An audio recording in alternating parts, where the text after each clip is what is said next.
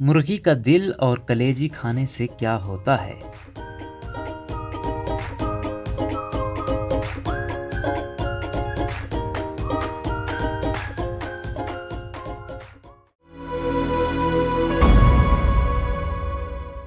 मुर्गी खाने में बहुत मज़ेदार होती है और ज़्यादातर लोग मुर्गी का गोश्त ही खाते हैं, जबकि डॉक्टर अक्सर इसको ना खाने की तलकीन करते नजर आते हैं और कहते हैं कि मुर्गी बस पेट भरने की ग़िज़ा है, इसमें कोई ग़िज़ाइयत नहीं। लेकिन मुर्गी के दिल और कलेजी में बहुत अफादियत है, जिसको खाने से आपको बहुत फायदा होता है। आपको बताते हैं कि इनको खाने से क्या फायदे मिलते हैं। दिल और कलेजी खाने से पहले इनको अच्छी तरह धोकर पहले उबाल लें और फिर इसके बाद इसको जिस तरह चाहें पकाएं और खाएं। अगर आप इनको अच्छी तरह धोकर खुश्क करें और तवे पर सिर्फ काली मिर्च छिड़क कर भूनें तो ये सबसे अच्छी और मरगूब ग़िज़ा भी है और फायदे के एतबार से भी भरपूर है। खून की कमी।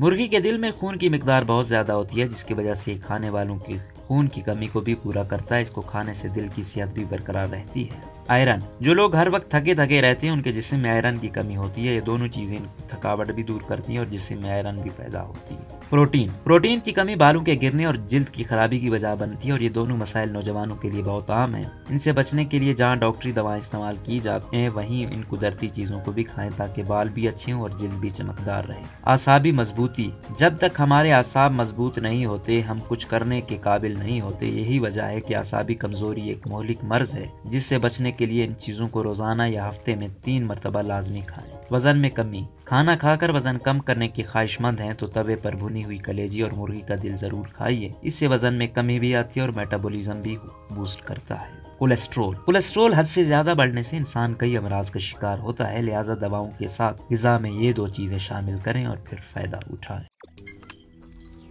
रोजनामा कुदरत की वीडियो देखने के लिए अभी YouTube चैनल पर सब्सक्राइब करें और बेल आइकन पर भी क्लिक करें।